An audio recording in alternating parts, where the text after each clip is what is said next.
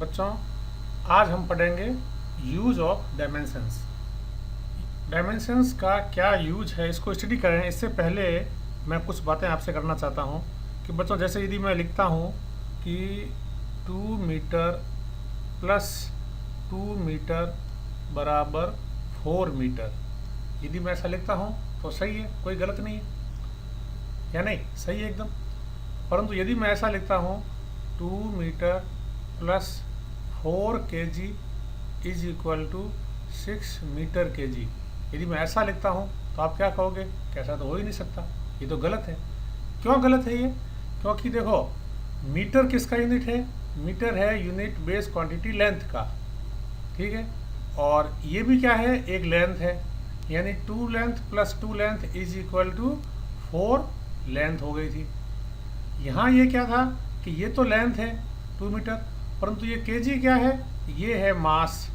और ये कुछ अपने आप में जो है मास केजी कोई अपने आप में फिजिकल क्वांटिटी होती ही नहीं है। तो इससे हम क्या एक पॉइंट आउट करते हैं, हम ये कहते हैं कि लेंथ प्लस लेंथ, यानी कि दो सेम फिजिकल क्वांटिटीज यदि हो तो उनको हम ऐड कर सकते हैं या सब्ट्रैक्ट कर सकते हैं। इसी तरीके से यदि दो अलग अलग फिजिकल क्वांटिटीज हो तो उनको हम ऐड या सब्ट्रैक्ट नहीं कर सकते। इसी संदर्भ में एक ऐसा है कि सिद्ध करो कि prove that L plus L is equal to L और L minus L is equal to L. यदि ये प्रूव करने की बात आ जाए, हमें कहा जाए कि आप इसको प्रूव करो, तो क्या आप इसको कर लोगे प्रूव कि L plus L is equal to L और L minus L is equal to L? L means length. तो देखने में तो ये बिल्कुल ही गलत लग रहा है कि L और L तो 2L होना चाहिए और L माइनस एल जो है 0 होना चाहिए। परंतु यदि प्रूव करते हैं हम किससे, डायमेंशंस के हिसाब से प्रूव करते हैं हम, यदि डायमेंशनल एनालिसिस के तरीके से प्रूव करते हैं तो ये सही है। कैसे कि L की डायमेंशन क्या होती है, हम डायमेंशन लिखते हैं जैसे M0 L1 और T0, ये किसकी, ये पहले जो L थी इसकी डायमेंशन ये, ठीक है। प्लस दूसरी डायमेंशन किसकी है, वो भी इसकी है, लेंथ की, M0 L1 T0 is equal to तीसरी जो ये रिजल्टेंट क्या आ रहा है, ये M0 L1 T0। यानी दो सेम फिजिकल क्वांटिटी हो, ये भी सेम है, ये भी सेम है फिजिकल क्वांटिटी, इन दोनों को जब हम ऐड करते हैं तो जो डायमेंशन आ रही है रिजल्टेंट वो भी लेंथ की, जैसे ये लेंथ की है, ये लेंथ की है तो ये भी लेंथ आएगी। रहा सवाल 1 प्लस 1 इज इक्वल टू 2 करना, तो ये मैग्नीट्यूड की हम बात ही नहीं कर रहे हैं कि यहाँ 1 और यहाँ 1 होकर यहाँ 2 होना चाहिए। तो मैग्नीट्यूड जो है हम डायमेंशनल एनालिसिस में हम ध्यान देते नहीं, हमने पहले ही कह दिया था। इसी तरीके से ये L माइनस एल, यानी कि ये डायमेंशन माइनस ये डायमेंशन बराबर भी यदि हम करते हैं तो डायमेंशन जो वापस आएगी वो तो आएगी यही, आगे मैग्नीट्यूड में 0 आ सकता है, परंतु वही बात कि मैग्नीट्यूड की हम बात ही नहीं कर रहे हैं। ओवरऑल ये है कि सेम फिजिकल क्वांटिटीज को ऐड कर सकते हैं या सब्ट्रैक्ट कर सकते हैं। अब यदि कभी आपको क्वेश्चन में बच्चों दिया हुआ आ जाए कुछ ऐसा कि एक फिजिकल क्वांटिटी है A और दूसरी फिजिकल क्वांटिटी है B, बराबर दे दिया आपको C, और कहा कि इससे आप क्या इसको देख के क्या रिजल्ट निकालते हो अकॉर्डिंग टू डायमेंशनल एनालिसिस, तो हम यही कहेंगे कि जो फिजिकल क्वांटिटी A है, चाहे लेंथ है, चाहे मास है, चाहे प्रेशर है, चाहे फोर्स है, वही फिजिकल क्वांटिटी B है। यानी A और B दोनों फिजिकल क्वांटिटी सेम है और ये जो C है ये भी सेम है। यदि मैं ऐसे कह देता कि A plus B is equal to time, यदि मैं इस तरह से कह दूँ, ये फिजिकल क्वांटिटी हमें मालूम है टाइम है, तो ये अंडरस्टूड है कि A भी टाइम है और B भी टाइम है। ऐसा नहीं हो सकता कि A और B कोई दूसरी फिजिकल क्वांटिटी हो। यदि मैं एक एग्जांपल जैसे यहाँ ले लेता हूँ कि A plus time is equal to B, और मुझे कह दिया जाए कि A की डायमेंशन क्या होगी और B की डायमेंशन क्या होगी, तो मैं सीधा देख के कह सकता हूँ चूंकि ये टाइम है तो इसकी डायमेंशन जो है M0 L0 T1 है, तो यही डायमेंशन A की भी होगी और यही डायमेंशन B की भी होगी।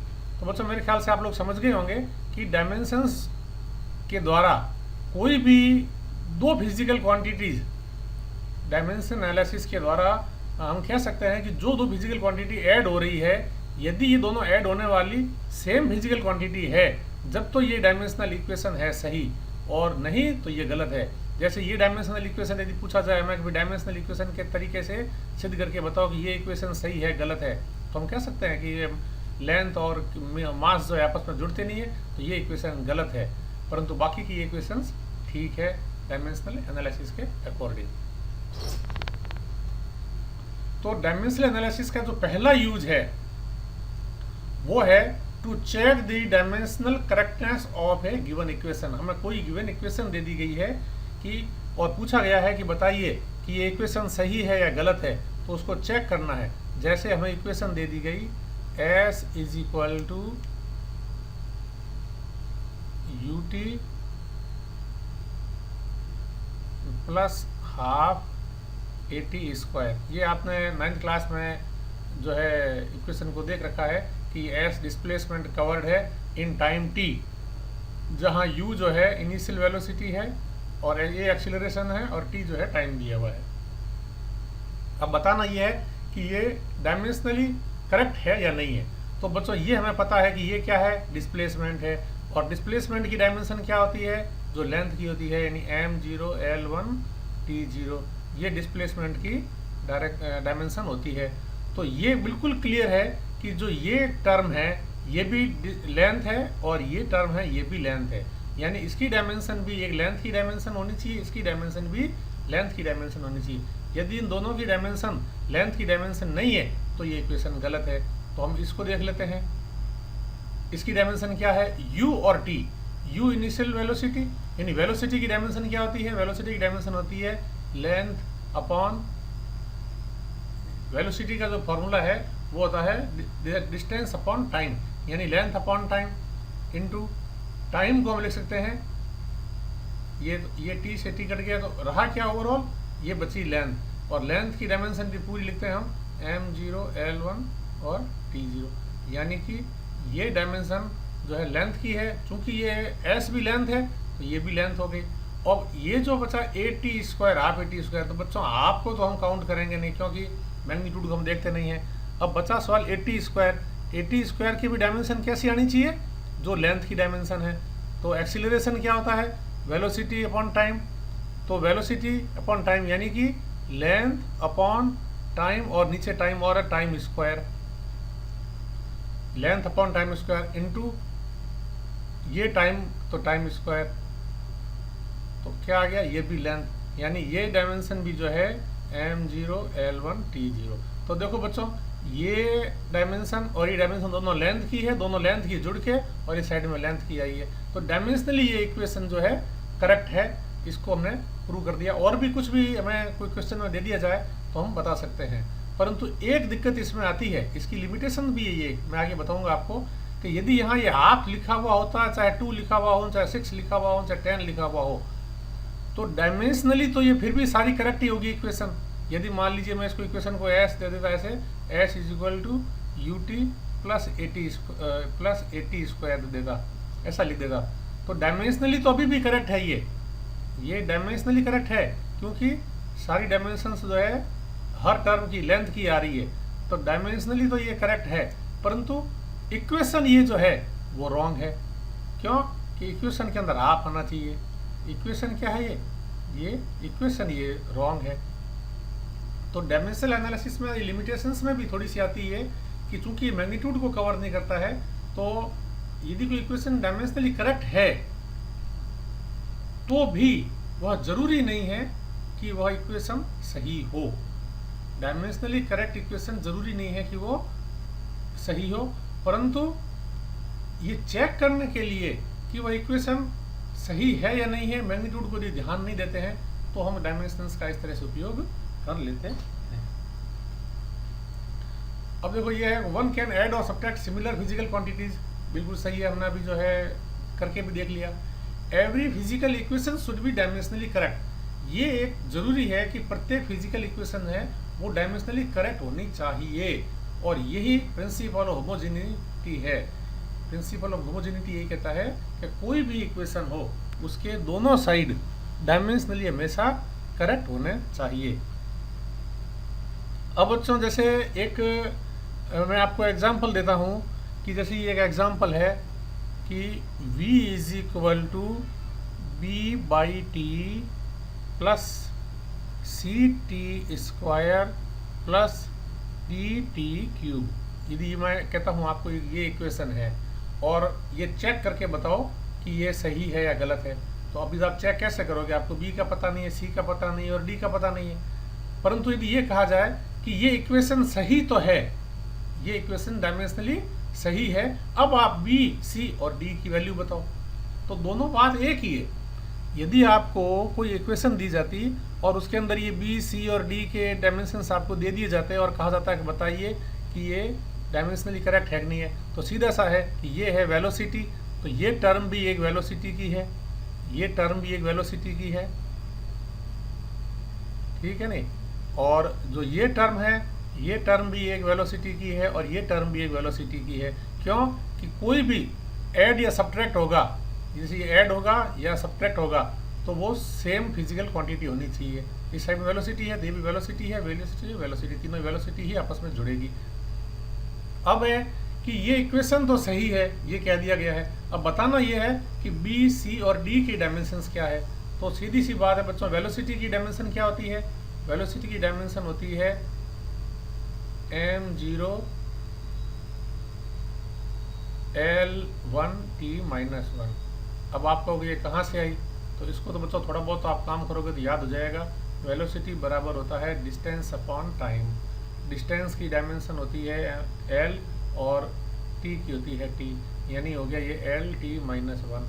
अब इसको जो है पूरी जब हम लिखते हैं तो ये 3 m, l और t, ये हमने क्या है कि एक तरीके से एक स्टैंडर्ड मान लिया है कि तीनों हमें लिखनी चाहिए।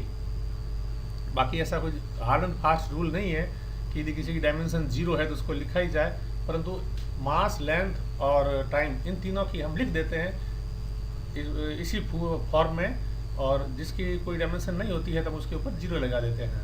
तो अब ये जैसे b बाई टी है, तो b बाई टी की डायमेंशन भी क्या होनी चाहिए? वेलोसिटी की डायमेंशन होनी चाहिए, यानी b बाई टी की डायमेंशन भी क्या होनी चाहिए? वेलोसिटी वाली डायमेंशन। वेलोसिटी की डायमेंशन क्या थी? m0 L1 और t-1। तो अब देखो बच्चों, इधर ये आप ऐसे लिख दीजिए कि b की डायमेंशन हमें पता नहीं है और ये t-1 है ही, m0 L1 और t-1।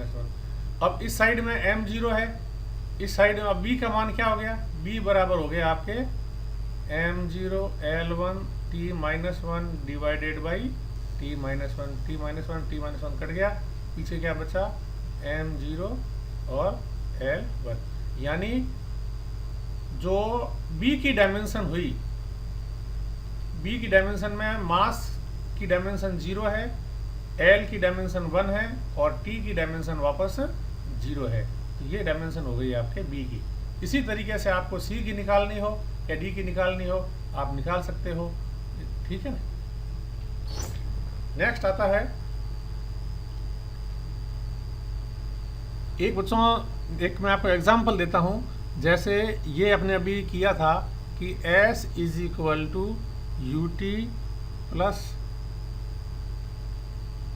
हाफ AT स्क्वायर, इसको हमने अभी डायमेंशनली प्रूव किया था।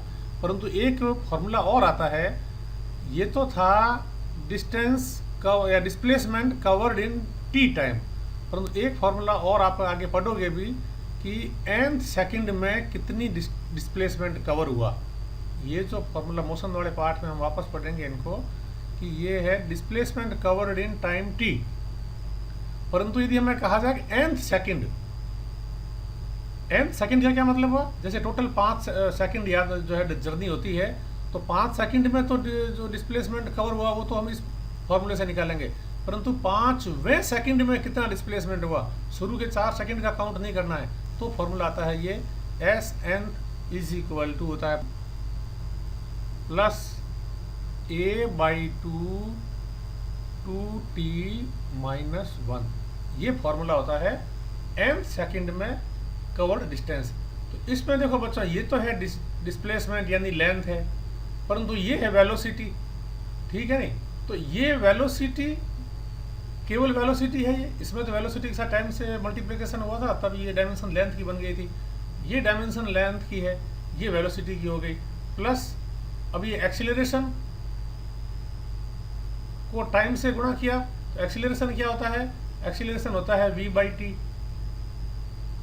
मल्टीप्लाइड बाई टी, इधर हो गया ये, और ये हो गया v, तो ये भी हो गया v, और ये माइनस a हो गया, यानी velocity plus velocity minus acceleration, यानी होनी तो चाहिए लेंथ। अभी हमने थोड़ी देर पहले क्या पढ़ा था, हमने कहा था कि सेम क्वांटिटी ही जुड़नी चाहिए, सेम क्वांटिटी सब्ट्रैक्ट होनी चाहिए। यहाँ तो देखो ये वेलोसिटी जुड़ रही है, एक्सीलरेशन घट रहा है, तो ये हमें तो इक्वेशन लग रहा है कि तो बिल्कुल ही गलत है। ये इक्वेशन जो है गलत है, डायमेंशनली तो ये गलत ही है, क्योंकि इसकी डायमेंशन तो L1 है, इसकी डायमेंशन तो जो है L1 है, इसकी डायमेंशन जो है L1t-1 है, इसकी डायमेंशन भी LT-1 है, और इसकी डायमेंशन जो है LT-2 है। तो डायमेंशनली तो ये इक्वेशन जो है गलत है, परंतु जब हम आगे मोशन के चैप्टर में पढ़ेंगे तो इक्वेशन ये सही है। तो ये कुछ क्या है, अपवाद है, एक्सेप्शंस है, जो डायमेंशनल इक्वेशंस एनालिसिस के जो सिस्टम है ये पूरा, इसके अंदर कहीं कहीं कुछ अपन सही तरीके से एनालिसिस नहीं कर पाते हैं, तो ये एक्सेप्शंस है। परंतु हम कहेंगे यही कि यदि कोई भी इक्वेशन है तो वो डायमेंशनली करेक्ट होनी चाहिए, और डायमेंशनली करेक्ट नहीं है तो वह इक्वेशन गलत होगी। यहाँ ये एक्सेप्शंस है, ठीक है नहीं। तो ये पिछले वीडियो में हमने पढ़ा था ये वाली लाइन कि dimensionally correct equations need not be actually correct. Dimensionally correct equations need not be actually correct. जैसे अभी हमने बताया था ना आपको कि एक मान लीजिए इक्वेशन ऐसी होती कि s बराबर ut प्लस at²। ये इक्वेशन डायमेंशनली तो करेक्ट है, क्यों कि ये लेंथ की डायमेंशन है, ये भी लेंथ की है, ये भी लेंथ है, ये डायमेंशनली ये करेक्ट है, परंतु need not be actually correct. Actually correct इसलिए नहीं है कि एक्चुअली करेक्ट इक्वेशन होती है s बराबर ut प्लस हाफ at² होती है। चूंकि ये आगे के जो नंबर्स है, चाहे हाफ हो चाहे कुछ भी हो, इसको डायमेंशनल एनालिसिस में काम में लेते नहीं है, तो ये एक तरीके से डायमेंशनल एनालिसिस की लिमिटेशंस भी है। परंतु ये जो स्टेटमेंट है कि dimensionally correct equations need not be actually correct, तो ये डायमेंशनली करेक्ट है, परंतु ये इक्वेशन करेक्ट नहीं है। But dimensionally wrong equation must be wrong. तो डायमेंशनली यदि रॉन्ग इक्वेशन है तो वह रॉन्ग होगी, परंतु इसके अंदर भी ये एक्सेप्शन है। कौन सा, ये वाला जो मैंने बताया था कि ये एक एक्सेप्शंस है। बाकी और ऐसी कुछ इक्वेशंस हो सकती है जो एक्सेप्शंस हो, परंतु हम यही मानेंगे कि यदि कोई इक्वेशंस डायमेंशनली रॉन्ग है तो वह इक्वेशन रॉन्ग है। इसके बाद बच्चों एक जैसे मान लो तो मैं एक क्वेश्चन में देता हूं कि एक ये है question p minus a upon v² multiplied by v minus b is equal to nRT, जहाँ p प्रेशर है, a कोई कांस्टेंट है, v वॉल्यूम है, ये v भी वॉल्यूम है, ये b जो है कोई कांस्टेंट है, n मोल है, नंबर ऑफ मोल्स, r जो है कांस्टेंट है, और t जो है टाइम है। अब इसके अंदर हमें कहा जाए कि ये a और b के जो है डायमेंशन बताओ कि a और b की डायमेंशन क्या है। तो बच्चों हमें ये तो चलो हमें सारा इतना दे दिया है, ये तो सीधा हम तो देख के कह सकते हैं कि जैसे ये टर्म है, सीधी सी ये टर्म है, इस टर्म के अंदर ये क्या है, प्रेशर, और प्रेशर में से कुछ चीज़ सब्ट्रैक्ट हो रही है, इसका मतलब दो चीज़ सब्ट्रैक्ट हो रही है वो भी प्रेशर ही है। इसमें ये है वॉल्यूम, वॉल्यूम में से कोई चीज़ सब्ट्रैक्ट हो रही है, इसका मतलब ये भी वॉल्यूम है। तो ये जो b की डायमेंशन जो है जो निकालेंगे हम, तो वो तो आ जाएगी वॉल्यूम वाली। वॉल्यूम की डायमेंशन क्या होती है, वॉल्यूम की डायमेंशन होती है length into length into length, यानी कि लेंथ क्यूब, या यूं कह दीजिए आप m0L³ T0। तो ये b की डायमेंशन में तो मास की 0 है, l की 3 है और t की 0 है, तो b की डायमेंशन तो हो गई है। अब आती है बात इसकी प्रेशर में, तो a अपॉन v² भी प्रेशर ही है। तो प्रेशर क्या किसके बराबर होता है, प्रेशर बराबर होता है फोर्स अपॉन एरिया। फोर्स की डायमेंशन तो बच्चों आपको याद ही होनी चाहिए, क्योंकि इतनी ज़्यादा काम आती है कि बार बार आप उसको निकालोगे तो आपका समय खराब होगा। तो फोर्स की डायमेंशन होती है m1 L1 T माइनस 2। कैसे निकाला आपने? फोर्स बराबर होता है m ए, m की m1 हो गया और एक्सीलरेशन होता है L बाई T बाई मतलब जो L by T square upon area. Area की डायमेंशन होती है L2 यानी m0 L2 T0। तो ये कितनी हो गई? ये प्रेशर की डायमेंशन हो गई m1 L minus 1 T minus 2। ये 2 ऊपर गया तो माइनस 2 गया था, फिर 1 माइनस 2 गया, ये हो गया, आप देख लेना। तो अब ये प्रेशर की डायमेंशन होती है, ये प्रेशर में m की डायरेक्शन 1, L की डायरेक्शन -1 और T की डायमेंशन जो है m की डायमेंशन 1, L की डायमेंशन -1 और T की डायमेंशन -2 होती है। अब ये a अपॉन वी स्क्वायर जो है, ये term a upon V square, ये भी किसके बराबर होनी चाहिए? ये होनी चाहिए इसके m1 L -1 और T -2। क्यों? कि डायमेंशनली करेक्ट होने के लिए जरूरी है कि जो भी फिजिकल क्वांटिटी जुड़ रही है वो दोनों सेम हो। तो a की डायमेंशन क्या हो गई? v square. तो वॉल्यूम की डायमेंशन होती है, मान लिया आपकी वॉल्यूम की डायमेंशन होती है L3, इसका कर दिया स्क्वायर और पीछे ये m1 L -1 T -2। L3 को तो स्क्वायर किया तो L6 हो गया। ये कितना हो गया? ओवरऑल हो गया m1 L -1 है ये, और ये हो गया आपके 3 दूनी 6 में से ये जुड़ गए तो हो गया, आपको ये तो पता ही होगा बच्चों किस तरीके से करते हैं। तो ये हो गया 5 और T -2, ठीक है ना।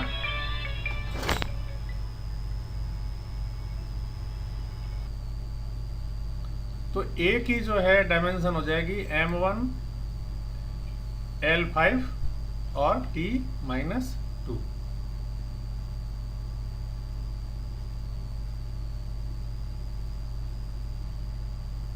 m1 L5 T -2। इसके बाद आता है कन्वर्जन ऑफ यूनिट। तो हमने पहली जो यूज ऑफ डायमेंशन इक्वेशन देखा, डायमेंशन का जो यूज देखा हमने पहला, वो था कि होमोजेनिटी प्रिंसिपल के उसके ऊपर आधारित था कि इससे कोई भी इक्वेशन करेक्ट है या नहीं है, उसकी करेक्टनेस को देखना, ये पहला हमने देखा। अब दूसरा है conversion of unit. Unit conversion तो बच्चों जो है हम ज़्यादा थ्योरेटिकल पोर्शन तो इसमें पढ़ेंगे नहीं, डायरेक्टली आपको ये समझाने के लिए पढ़ेंगे कि किस तरीके से यूनिट को कन्वर्ट किया जाता है। अब जैसे मान लीजिए आपको कोई क्वेश्चन दे दिया जाए, मैं सीधा डायरेक्ट क्वेश्चन करके बताता हूँ आपको। जैसे ये दे दिया कि 1 पास्कल को कन्वर्ट करना है आपको CGS प्रेशर में। ये पास्कल जो यूनिट है ये प्रेशर की है, और ये आप कह दीजिए कि SI सिस्टम में है ये, या आप MKS भी बोलते हो, क्योंकि MKS और SI सिस्टम में लेंथ, मास और टाइम तीनों के यूनिट सेम होते हैं। तो पास्कल को कन्वर्ट करना है CGS प्रेशर में। तो सीधा सा बच्चों आप ये लिखो कि 1 पास्कल किसके बराबर होता है, यानी कि फोर्स। तो 1 जो है फोर्स किसके बराबर होता है? फोर्स का फॉर्मूला अपने को पता होना चाहिए। फोर्स बराबर होता है ma, यानी कि मास यानी 1 kg इंटू एक्सीलरेशन। अब एक्सीलरेशन जो है ये क्या होता है?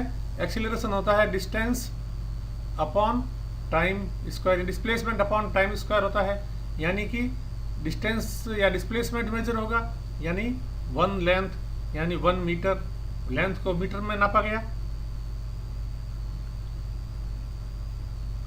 अपॉन टाइम, टाइम को जो है सेकंड में नापा गया और टाइम ऊपर आ गया, ये तो हो गया फोर्स, अपॉन प्रेशर किसके बराबर होता है? ये पास्कल में जो है, पास्कल एक प्रेशर की यूनिट है, तो प्रेशर बराबर होता है फोर्स अपॉन एरिया।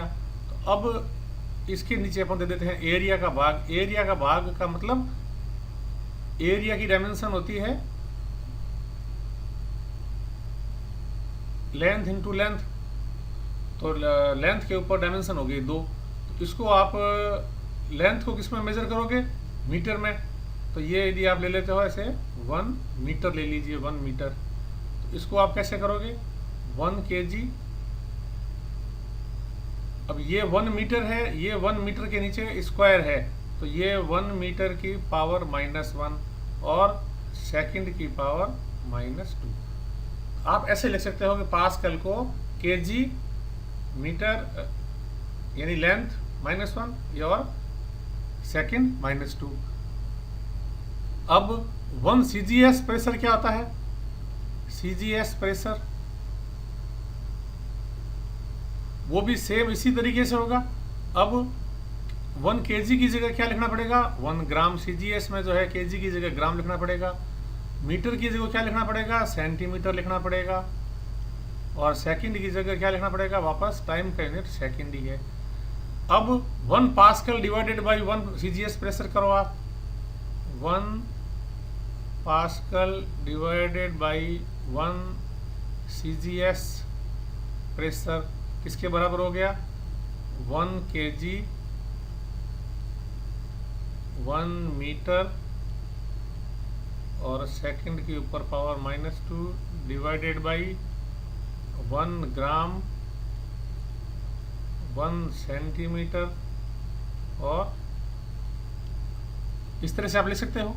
इसको आप इस तरीके से भी लिख सकते हो कि 1 kg बटा ग्राम की पावर +1 ही है इसकी। तो फिर 1 मीटर अपॉन 1 सेंटीमीटर की पावर -1 और सेकंड स्क्वायर तो आपस में कट गया क्योंकि दोनों बराबर ही है।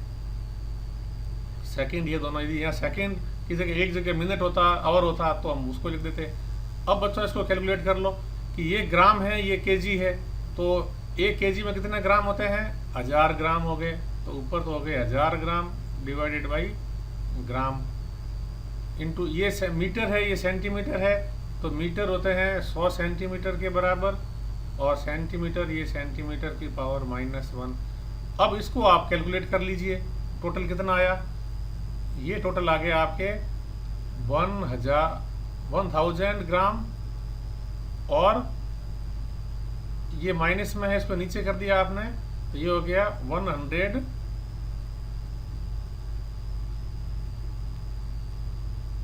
सेंटीमीटर। तो ये कितना हो गया? ये हो गया आपके 10 आ गया, ठीक है ना। ये कितना आ गया? टाइम ऊपर सेकंड तो स्क्वायर, तो इधर भी जो है ये सेकंड स्क्वायर था, ये इधर सेकंड स्क्वायर था। ये नहीं काटो तो चलता था यार, ये काटने की जरूरत नहीं थी, मैंने मैग्नीट्यूड के लिए काट दिया। तो ये आपके क्या आ गया? ये आ गया 10 ग्राम सेंटीमीटर और सेकंड स्क्वायर, यानी ये CGS प्रेशर है। तो 1 pascal is equal to 10 CGS pressure. अब आप कहोगे कि इसमें डायमेंशंस का क्या उपयोग हुआ? उपयोग तो सारा ये डायमेंशन का ही हो रहा है, पर मैंने थ्योरेटिकल पोर्शन में बता के डायरेक्ट एक न्यूमेरिकल सवाल लेके बता दिया कि आप सीधा यदि ऐसे करोगे तो आपके बहुत इजी रहेगा। एक मैं एग्जांपल आपको और देके बताता हूँ। जैसे आपको दे दिया जाए कि 1 जूल को कन्वर्ट करो अर्ग में, कन्वर्ट 1 जूल इंटू अर्ग, ठीक है ना। तो अब देखो 1 जूल किसके बराबर होता है? जूल किसकी यूनिट है? जूल यूनिट है आपके वर्क की। तो वर्क बराबर क्या होता है? फोर्स इंटू डिस्टेंस होता है। तो वर्क की डायमेंशन क्या होती है? फोर्स की डायमेंशन मैंने आपको अभी बताई, याद कर लो, m1 l1 t-2 और ये s डिस्टेंस की यानी l1। तो ये टोटल कितनी हो गई? m1 l2 t-2। Work heat होती है m1 l2 t-2। m क्या है? मास किलोग्राम में, l क्या है? लेंथ मीटर में, और t क्या है? टाइम सेकंड में। तो 1 जूल बराबर क्या हो गया? 1 जूल बराबर 1 kg, मास kg में ले लिया, फिर इसके ऊपर है आपके पावर 1, दूसरा जो ये है l स्क्वायर यानी 1 मीटर का स्क्वायर, और सेकंड टाइम जो है 1 सेकंड का ऊपर -2। अब अर्ग 1 अर्ग किसके बराबर होता है? 1 अर्ग जो है किसके बराबर होता है? वो वापस जैसे ये केजी है, केजी की जगह अर्ग क्या है? सीजीएस यूनिट है, केजी की जगह आप ग्राम कर दीजिए, मीटर की जगह आप सेंटीमीटर कर दीजिए, और सेकंड की जगह आपके जो है सेकंड ही रह जाएगा। और 1 जूल में जो है अर्ग का भाग दो, तो 1 जूल डिवाइडेड बाई 1 अर्ग इज इक्वल टू, आप इसको ऐसे लिख सकते हो कि 1 केजी बटा ग्राम की पावर 1, 1 मीटर बटा सेंटीमीटर की पावर 2, और 1 सेकंड बटा सेकंड की पावर -2। अब इसको आप कैसे लिखोगे? केजी में होते हैं 1000 ग्राम,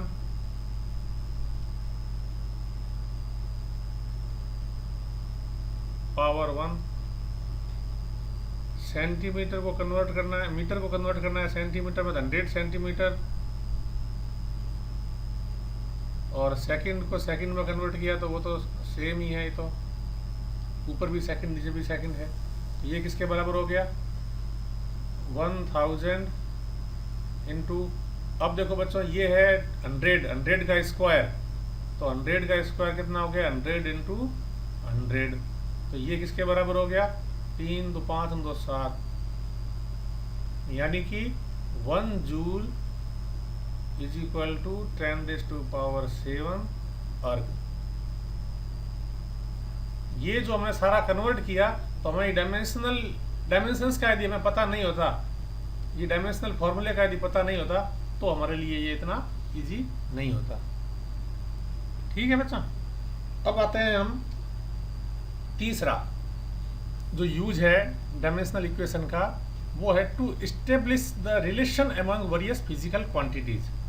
बच्चों कई दफ़े क्या होता है कि हमें एग्जैक्ट फॉर्मूला पता नहीं होता है। जैसे हमें कहा जाए कि डिस्टेंस, जैसे हमें कहा जाए कि डिस्टेंस,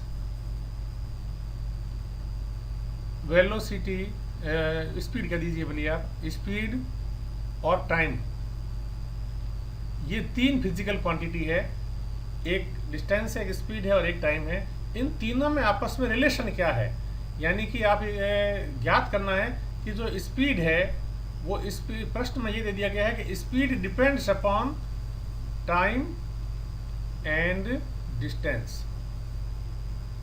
हमें पता नहीं है कि डिस्टेंस और टाइम में क्या रिलेशन है, पर हम ये कहेंगे कि स्पीड जो है डिपेंड टाइम पे भी करती है और स्पीड डिपेंड जो है डिस्टेंस पे भी करती है।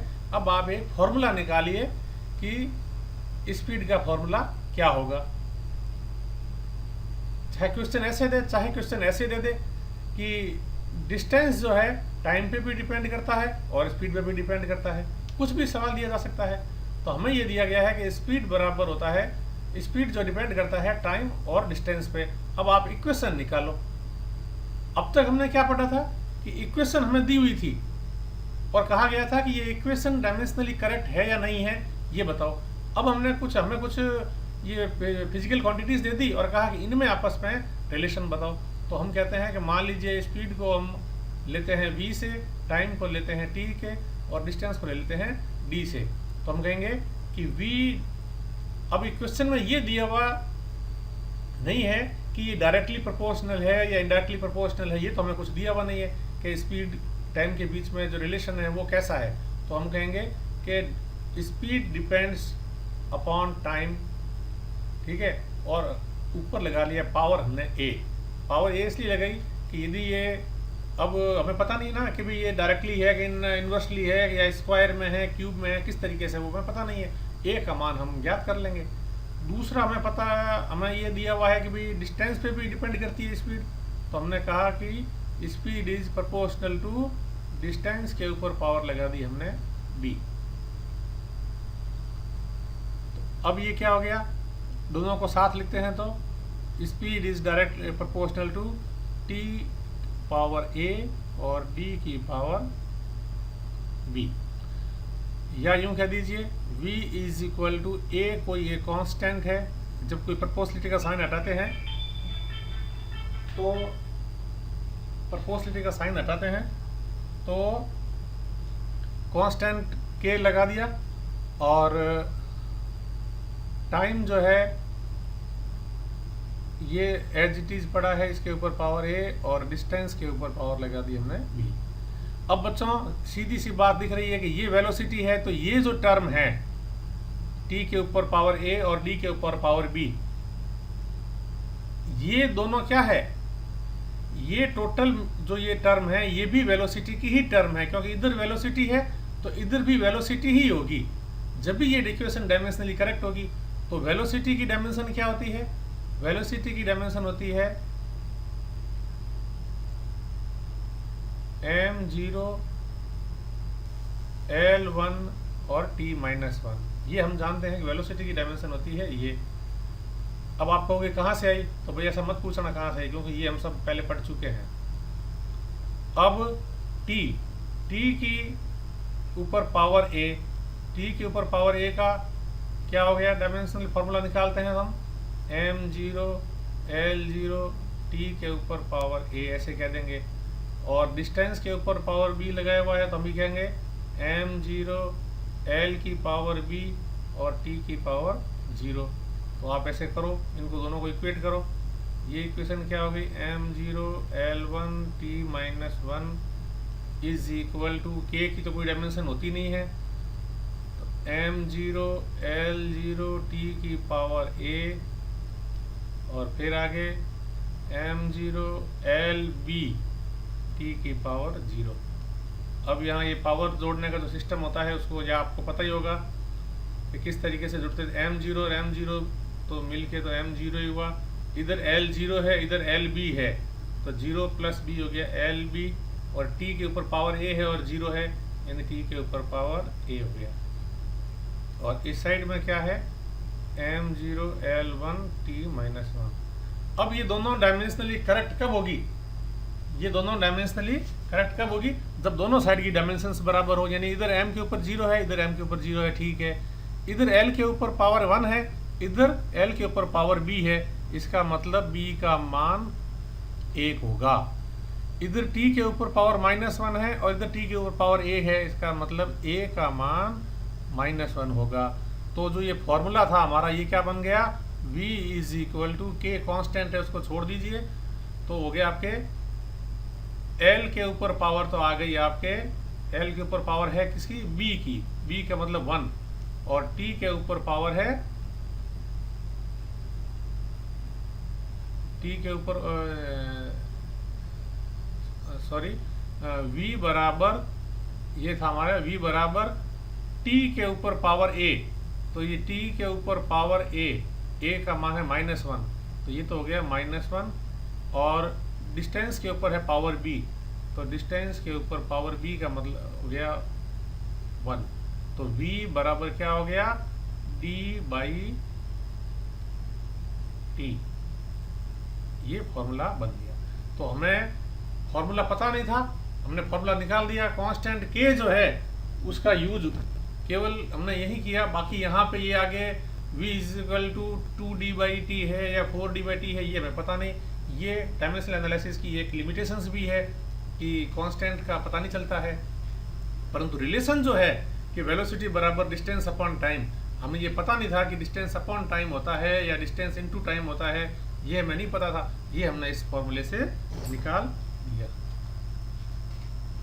तो बच्चों इस तरीके से हम ये सारे सवाल कर सकते हैं, और डायमेंशनल इक्वेशंस के जो 3 यूज है, ये तीनों यूज हमने कर लिए, और हमने इनकी लिमिटेशंस भी बता दी कि इनकी लिमिटेशंस क्या है। तो लिमिटेशंस के रूप में यदि मतलब वापस हम थोड़ा कहा जाए तो हम बता सकते हैं कि इनकी लिमिटेशंस जो हमने अभी थोड़ी देर पहले स्टडी की थी, कि एक तो हमें ये पता होना चाहिए, जैसे अभी हमने कहा गया ना कि कोई डायमेंशनल इक्वेशन का यूज करते हुए या डायमेंशनल एनालिसिस का यूज करते हुए आप 3-4 जो आपको फिजिकल क्वांटिटीज दी हुई है इनके बीच में रिलेशन निकालिए। तो पहले तो हमें ये पता तो होना चाहिए ना कि कौन कौन सी क्वांटिटीज़ पे कोई क्वांटिटी डिपेंड करती है। जैसे अभी हमने वेलोसिटी का रिलेशन निकाला डिस्टेंस और टाइम में, तो हमें ये तो पता होना ही चाहिए ना कि velocity depends upon time, velocity depends upon distance. हमें ये पता ही नहीं होता है कि वेलोसिटी किस पे डिपेंड करती है, तो हम रिलेशन कैसे निकालते। तो पहली बात तो ये है कि हमें फिजिकल क्वांटिटी किस किस पे डिपेंड करती है उसका सारा पता होना चाहिए। दूसरी कि ये न्यूमेरिकल जो कांस्टेंट्स है, जो उनका जो है कहीं इसमें कोई रोल नहीं होता है। मतलब न्यूमेरिकल कांस्टेंट्स जो है हम डायमेंशनल इक्वेशंस के द्वारा नहीं जज कर पाते हैं कि जो हमने इक्वेशन निकाली है उसके आगे कौन सा कांस्टेंट लगाया जाए। अब तीसरा एक ये भी है कि डायमेंशनल इक्वेशंस निकालते हैं जब हम, तो मेथड जो डायमेंशनल इक्वेशन का काम करते हैं ये जब भी काम करता है कि हमारे पास उतनी इक्वेशंस तो अवेलेबल होनी चाहिए जितने अननोन्स है। चौथा जो है वो है कि कुछ फिजिकल क्वांटिटी जैसे ये वर्क और एनर्जी दो है, ये फिजिकल क्वांटिटीज अलग अलग है दोनों। वर्क का फॉर्मूला होता है W बराबर फोर्स इंटू डिस्टेंस, और एनर्जी का होता है, मान लो काइनेटिक एनर्जी की हम बात करें तो ये होता है हाफ mv²। दोनों अलग अलग फिजिकल क्वांटिटी है, परंतु आप इन दोनों का जब डायमेंशनल फॉर्मूला निकालते हो तो वो दोनों का क्या आता है। देखो वर्क का क्या आता है, फोर्स, फोर्स का तो हमें याद ही करना होगा m1 L1 T-2, और ये है डिस्टेंस यानी L1, यानी वर्क का तो हो गया m1 L2 T-2, और एनर्जी का यदि करते हैं तो ये m, तो ये तो हो गया m1 हो गया। और ये वेलोसिटी का स्क्वायर, वेलोसिटी होता है L/T इसका स्क्वायर, यानी m1 L2 T-2। तो देखो ये दोनों डायमेंशनल फॉर्मूले जो है वर्क के और एनर्जी के ये सेम है। तो हमें यदि कभी ये दे दिया जाए तो हम ये नहीं बता सकते कि ये वर्क का है कि एनर्जी का है। तो ये इनकी एक थोड़ी सी लिमिटेशंस है कि ये नहीं पता चलता कि डायमेंशनल फार्मूला यदि दो या दो से अधिक फिजिकल क्वांटिटी का सेम है तो फिर वो किसका है। बाकी ओवरऑल डायमेंशंस का बहुत अच्छा उपयोग है, और हमने ये अभी देखा भी है कि किस तरीके से हम कर सकते हैं इनका इक्वेशन निकालने, जो कोई इक्वेशन बनाने के लिए, यानी कि रिलेशन बनाने के लिए इनका बहुत अच्छा उपयोग है और हम इनका कर सकते हैं। जैसे अभी एक एग्जांपल मैं आपको और दे दूं, मान लीजिए कि एक कोई ये हमें क्या दिया जाए कि टाइम जो है कोई सिंपल पेंडुलम का है, वो डिपेंड करता है लेंथ पे, उसके मास पे और ग्रेविटेशनल एक्सेलरेशन, तीनों पे डिपेंड करता है। कोई पेंडुलम है उसका टाइम पीरियड जो है, टाइम ऑफ ऑसिलेशन, उसकी लेंथ पे, स्ट्रिंग की लेंथ पे, उसके मास पे और उस पर जी पे डिपेंड करता है। तो अब इनके बीच में रिलेशन निकालिए, तो हमें तो रिलेशन पता नहीं है, परंतु डायमेंशनल इक्वेशन का उपयोग करते हुए रिलेशन निकाल सकते हैं। कैसे निकालेंगे मैं पूरा तो नहीं करूँगा, थोड़ा सा करके बता देता हूँ। मैं कहूँगा T is proportional to length, length के ऊपर पावर लगा दीजिए A, मास इसके ऊपर पावर लगा दीजिए B, और C इसके ऊपर पावर लगा दीजिए C। अब इधर तो ये है टाइम है, सीधा सा दिख रहा है, तो ये इसकी तो डायमेंशन इस साइड की तो हो गई m0 L0 और T1, ठीक है नहीं। और इधर जो है मैंने कांस्टेंट K लगाना हो, ये डायरेक्ट कर रहा हूँ, या इसको हटा के कांस्टेंट K लगा सकते हो, यहाँ वापस उसकी जरूरत पड़ेगी नहीं उसकी। L ये हो गया आपके L1, L के ऊपर पावर जो है ये A, ठीक है नहीं, और मास M के ऊपर पावर B, और ग्रेविटेशनल एक्सीलरेशन, ये एक्सीलरेशन किसके पता होता है, एक्सीलरेशन होता है लेंथ अपॉन टाइम स्क्वायर, यानी लेंथ अपॉन -2 इसके ऊपर पावर C। अब ये किसके बराबर हो गया, mb फिर L के ऊपर A तो इधर का आ गया, और इधर से ये +C आ जाएगा, और T के ऊपर पावर -2C हो गया। इधर ये आपके m0 L0 T1 है। तो अब m0 मतलब जो है 0 है इधर है mb है, m के ऊपर पावर b है, यानी b का मान तो हो गया 0। L के ऊपर इधर a + c है, तो a + c बराबर हो गया 0, और t के ऊपर इधर 1 है और इधर -2c है, तो -2c बराबर 1, तो c बराबर -1/2 और c बराबर -1/2। जब इसी को आप रखोगे तो ये आ जाए आपका a बराबर आ जाएगा 1/2। तो फॉर्मूला क्या हो गया, t इज इक्वल टू कोई कांस्टेंट तो k है, अब l के ऊपर पावर a, तो a के वैल्यू कितनी आई थी, हाफ, तो यानी l के ऊपर पावर हाफ, फिर m के ऊपर पावर b का मान आया था 0, यानी m के ऊपर 0, और g उसके बाद g के ऊपर पावर c यानी -हाफ। तो इसको देखो आप क्या आएगा, ये k√L/g, ये t बराबर फॉर्मूला आ गया आपके ये। इस तरीके से इक्वेशंस इनका डायमेंशनल एनालिसिस का उपयोग करके और हम बहुत से काम को आसान कर सकते हैं। इक्वेशंस निकालने हो, किन्हीं के बीच में रिलेशंस निकालने हो, कोई इक्वेशन सही है या गलत है उसकी जांच करनी हो, इसके साथ ये टॉपिक हमारा यहाँ पूरा होता है। नेक्स्ट टॉपिक लेंगे हम सिग्निफिकेंट फिगर। Thank you.